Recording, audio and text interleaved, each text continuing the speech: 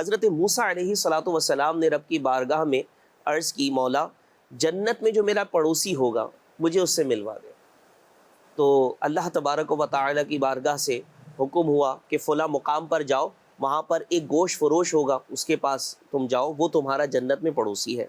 حضرت موسیٰ علیہ السلام اس شخص کے گھر تشریف لے گئے اور اس کے بعد وہاں دروازے پر دستک دی تو وہ شخص اندر سے آیا اور حضرت موسیٰ علیہ السلام نے کہا کہ میں آپ کے پاس کچھ دیر ٹھہرنا چاہتا ہوں، مسافر ہوں۔ اب وہ شخص حضرت موسیٰ علیہ السلام کو اندر لے گیا، باوجود اس کے کہ وہ جانتا نہیں تھا کہ یہ اللہ کے نبی ہیں۔ اس نے بڑی خوش اسلوبی کے ساتھ اپنے مہمان کا استقبال کیا، کھانے کے دسترخوان پر لے کر گیا، کھانا کھلانے کا اہتمام کیا۔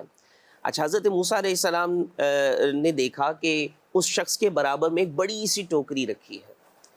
کھانا کھانے کے دوران وہ کھانا ایک لقمہ اپنا کھاتا ہے اور دو لقمے اس بڑی سی ٹوکری، زنبیل کہتے ہیں اسے، اس میں وہ ڈالتا ہے۔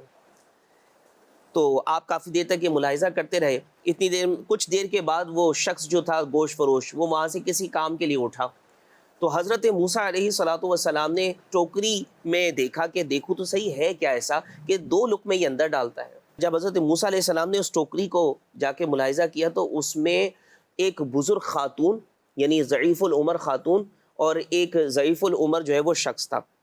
وہ حضرت موسیٰ علیہ السلام کو دیکھ کر مسکرائے اور ان کی روح قفس انصری سے پرواز کر گئے، ان دونوں کا انتقال ہو گیا۔ اب یہ شخص واپس آیا، اب اس نے دیکھا کہ یہ جو دونوں بزرگ ہیں، یعنی یہ اس کے والدین تھے، وہ انتقال کر گئے۔ تو اس نے فوراً سے جب یہ اپنے والدین کو ملاحظہ کیا تو فوراً کہا کہ آپ اللہ کے نبی حضرت موسیٰ ہیں۔ تو حضرت موسیٰ علیہ السلام اس پر تعجب میں بھی آئے، کہا کہ تم نے کیسے پہچانا؟